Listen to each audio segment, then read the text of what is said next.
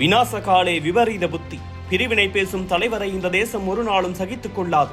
கிட்டத்தட்ட 10 ஆண்டுகளுக்கு முன் குஜராத் முதலமைச்சர் நரேந்திர மோடியை பாஜக தங்களது பிரதமர் வேட்பாளராக அறிவித்த போது அன்று பீகார் முதல்வராக இருந்த நிதிஷ்குமார் கூறிய வார்த்தைகள் தான் இவை.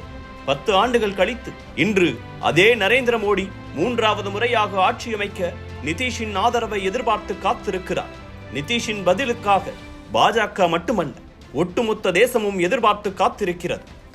பீகார் மாநிலத்தில் உள்ள பக்தியார்பூர் கிராமத்தில் 1951ஆம் ஆண்டு பிறந்தவர் நிதிஷ்குமார். இவருடைய தந்தை கவிராஜ் ராம் லக்கன் சிங் ஒரு சுதந்திர போராட்ட வீரர். மகனுடன் எப்போதும் தன்னுடைய சுதந்திர போராட்ட நிகழ்வுகளை பற்றி பேசிக்கொண்டே இருப்பார் அவர். விடுதலை இயக்கங்கள் பற்றியும் போராட்டங்களை வழிநடத்தும் அமைப்புகள் பற்றியும் மிக ஆர்வமாக கேட்டறிந்தார் நிதிஷ்குமார். பாட்னாவில் இருந்த அரசு தொழில்நுட்ப கல்லூரியில் இன்ஜினியரிங் படித்த நிதிஷ்குமாருக்கு மாநில மின்சாரத்துறையில் வேலை கிடைத்தது. ஆனால் தீவிர அரசியல் ஆர்வத்தினால் பணியை விட்டு விலகினார். இந்திய விடுதலை இயக்க வீரர் ஜெயபிரகாஷ் நாராயணனின் கொள்கைகளால் ஈர்க்கப்பட்ட நிதிஷ்குமார் அவரின் இயக்கத்தில் இணைந்து செயல்பட்டார். ஜெயபிரகாஷ் நாராயணனின் ஆலோசனையில் உருவாக்கப்பட்ட ஜனதா கட்சியில் சத்யேந்திர நரேன் சின்ஹா தலைமையில் இணைந்து தன்னுடைய முறையான அரசியல் பயணத்தை தொடங்கினார் நிதிஷ்குமார். இங்குதான் லாலு பிரசாத் யாதவை சந்தித்தார். தொடர்ந்து கட்சி பணியில் இருந்த நிதிஷ்குமாருக்கு 1977 மற்றும் 1980 நடைபெற்ற சட்டமன்ற தேர்தலில் போட்டியிட வாய்ப்பு கொடுக்கப்பட்டது. ஆனால் தோல்வியடைந்தார் நிதிஷ்குமார். தோல்விக்கான காரணங்களை ஆராய்ந்து வெற்றியடைந்த வேட்பாளரின் பிரச்சாரங்களை கவனித்து அரசியல் களத்தை புரிந்து கொள்ள தொடங்கினார் அவர். 1985ஆம் ஆண்டு நடந்த சட்டமன்ற தேர்தலில் போட்டியிட்டு வெற்றி பெற்றார் நிதிஷ்குமார். ஜனதா கட்சியில் லாலுவும் நிதிஷ்குமாரும் ஒன்றாகவே பயணித்தனர். 1994ஆம் ஆண்டு அக்கட்சியிலிருந்து பிரிந்து கட்சியின் மற்றொரு முக்கிய நிர்வாகியான ஜார்ஜ் பெர்னாண்டஸுடன் இணைந்து சமதா கட்சியை தொடங்கினார் நிதிஷ்குமார். இதனால் ஜனதா கட்சியின் முக்கிய ஆளுமையாக லாலு மட்டுமே இருந்தார். ஆனால் 1997ஆம் ஆண்டு ராஷ்டிரிய ஜனதா தளம் என்ற தனி கட்சியை தொடங்கினார் லாலு. தன்னை விட லாலுவுக்கு பொதுமக்களின் ஆதரவு அதிகம் என்பதை அறிந்த நிதிஷ்குமார் தன்னுடைய கட்சியை வலுப்படுத்த சமதா கட்சியையும் ஜனதா கட்சியையும் இணைத்து ஐக்கிய ஜனதா தளத்தை நிறுவினார். இதனால் லாலுவை ஆதரித்த நிதிஷ்குமார் எதிர்க்கட்சியாக நின்று அரசியல் களமாட தொடங்கினார். மாநில அளவில் பொதுமக்கள் மத்தியில் லாலுவுக்கு இருந்த புகழை ஆரம்பத்தில் அசைக்க முடியவே இல்லை. ஆனால் 1996ஆம் ஆண்டு நடந்த நாடாளுமன்ற தேர்தலில் பாஜகவுடன் கைகோர்த்து போட்டியிட்ட நிதிஷ்குமார் பெரும் வெற்றி பெற்றார். இந்த வெற்றியால் மத்திய ரயில்வே அமைச்சராக நியமிக்கப்பட்டார் நிதிஷ்குமார். இது லாலுவின் புகழை அசைத்து பார்த்தது. இதைத் தொடர்ந்து 1998 முதல் 99 வரை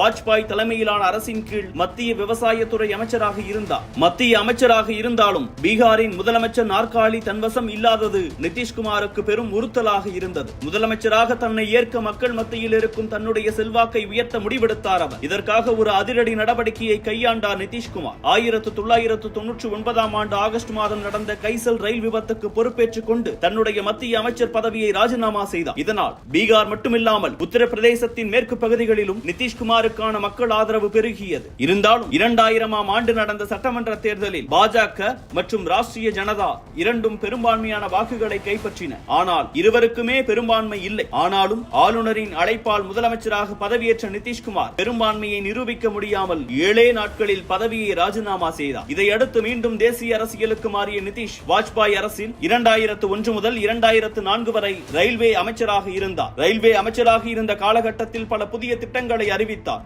நாட்டில் முதல் முறையாக ரயில்வே டிக்கெட்டுகளை ஆன்லைன் முறையில் பதிவு செய்யும் முறை மற்றும் தட்கல் முறையில் டிக்கெட் பதிவு செய்வதையும் அறிமுகப்படுத்தினார். இந்த திட்டங்கள் மக்கள் மத்தியில் நல்ல வரவேற்பை பெற்றன. 2005ஆம் ஆண்டு நடந்த சட்டமன்ற தேர்தலில் பாஜகவோடு கூட்டணி அமைத்த நிதிஷ் பெரும் வெற்றி பெற்றார். சமூக நீதியும் முன்னேற்றமுமே தன்னுடைய அரசியலின் அடிப்படை என்று முழங்கி முதலமைச்சராக பதவியேற்றார். பதவி காலத்தில் பல சமூக நல திட்டங்களை அறிவித்தார். பிற்படுத்தப்பட்ட மக்களின் முன்னேற்றத்துக்காக பல சலுகைகளை வழங்கினார். சொன்னதை செய்த தலைவர் என்று மக்கள் நிதிஷ்குமாரை கொண்டாடினர். இதனால் 2010ஆம் ஆண்டு நடந்த சட்டமன்ற தேர்தலில் மீண்டும் நிதிஷ்குமாரை ஆட்சியில் அமர்த்தினார்கள் பீகார் மக்கள். இம்முறையும் வாக்கு தவறாத நிதிஷ்குமார் மாணவர்களுக்கு சைக்கிள்கள், மதிய உணவு, சீருடைகள் என்று கல்வியை முன்னேற்றும் பல அறிவிப்புகளை வெளியிட்டார். மேலும் பெண் குழந்தைகளில் கல்வி பயில்வோர் எண்ணிக்கையை அதிகரிக்க பல நடவடிக்கைகளை மேற்கொண்டார். இது அடித்தட்டு மக்கள் வரை நிதிஷ்குமாரை கொண்டு சேர்த்தது. இதற்கிடையில் பாஜக உடனான கூட்டணியில் நீண்ட நாட்களாக இருந்து வந்ததால் மனக்கசப்பு பெரிதானது. அதே நேரத்தில் 2014ஆம் ஆண்டு நடந்த நாடாளுமன்ற தேர்தலில் ஜனதா தளம் மிக மோசமான வாக்குகளை பெற்றது. வெறும் 2 இடங்களில் மட்டுமே அந்த கட்சியால் வெல்ல முடிந்தது. இதனால் ஆனால் 2014ஆம் ஆண்டு பதவியை ராஜினாமா செய்தார் நிதிஷ்குமார். முதலமைச்சராக தனது நம்பிக்கைக்குரிய ஜிதன் ராம் மாஞ்சியை பதவியில் அமர வைத்தார். பாஜகவின் கூட்டணியே நிதிஷ்குமாரின் வெற்றிக்கு காரணம் என்ற பேச்சுகள் அரசியல் வட்டாரங்களில் எழத் தொடங்கியது. இதை நிச்சயமாக வளரவிடக் கூடாது என்று முடிவெடுத்தார் நிதிஷ்குமார். பிரசாந்த் கிஷோரின் ஆலோசனைப்படி எதிரியாக கருதி வந்த லாலு பிரசாத்தின் ராஷ்டிரிய ஜனதா தளத்துடன் கூட்டணி அமைத்தார் நிதிஷ். காங்கிரசும் இந்த கூட்டணியில் இணைந்தது. புதிய கூட்டணியை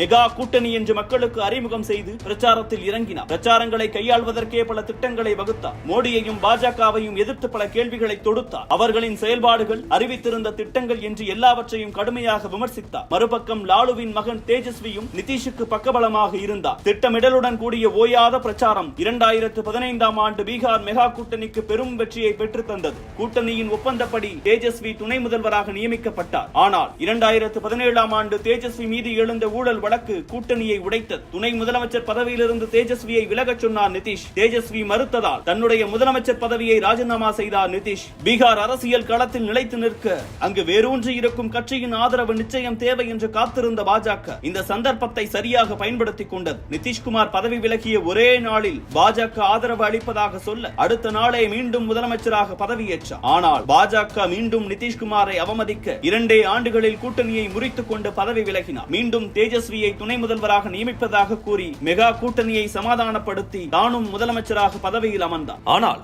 அவரின் இந்த முடிவும் நீடிக்கவில்லை. 2024 மக்களவை தேர்தலில் இந்தியா கூட்டணியில் இணைந்தார். மூத்த அரசியல்வாதியான தனக்கே பிரதமர் வேட்பாளர் பதவி கிடைக்கும் என கனவு கண்டார். ஆனால் பிரதமர் வேட்பாளர் குறித்து வாய் திறக்க கூட இந்தியா கூட்டணி தயாராக இல்லை. இதனால் கூட்டணியை முறித்துக் கொண்டு மீண்டும் பாஜகவுடன் ஐக்கியமானார் நிதிஷ்குமார். அவரது இந்த துரோகத்துக்கு தேர்தல் நேரத்தில் மக்கள் பதிலடி கொடுப்பார்கள் என கொந்தளித்தனர் இந்தியா கூட்டணி கட்சிகள். ஆனால் இன்று நிலைமையே வேறு. தேர்தல் முடிவுகளில் யாருக்கும் பெரும்பான்மை கிடைக்காததால் நிதிஷுக்கான மவுசு எகிரி இருக்கிறது. ஐக்கிய ஜனதா தளத்தின் ஆதரவுதான் இந்தியாவின் அடுத்த பிரதமரை தீர்மானிக்க போகிறது என்பதால் ஒரே நாளில் கிங் மேக்கராக மாறி இருக்கிறார் நிதிஷ்குமார். இதனால் மீண்டும் ஆட்சியை தக்க வைக்க பாஜகவும் எப்படியாவது ஆட்சியை தட்டி பறித்திட இந்தியா கூட்டணியும் நிதிஷுக்கு மாறி மாறி வலைவீசி வருகின்றன. தற்போது வரை பாஜகவின் NDA கூட்டணியில் இருக்கும் நிதிஷ் கிங் மேக்கராக இருந்து மோடிக்கு உதவுவாரா அல்லது அந்த கிங்கே நான் தான் என மூட்டை கட்டி வைத்த தனது பிரதமர் கனவை மீண்டும் பறக்கவிட்டு பாஜகவுக்கு பயம் காட்டுவாரா, இல்லை வழக்கம் போல கூட்டணி மாறி தேசத்துக்கே ஷாக் கொடுப்பாரா என்பதையெல்லாம் அடுத்தடுத்த அப்டேட்டுகளில் தெரிந்து கொள்ளலாம்.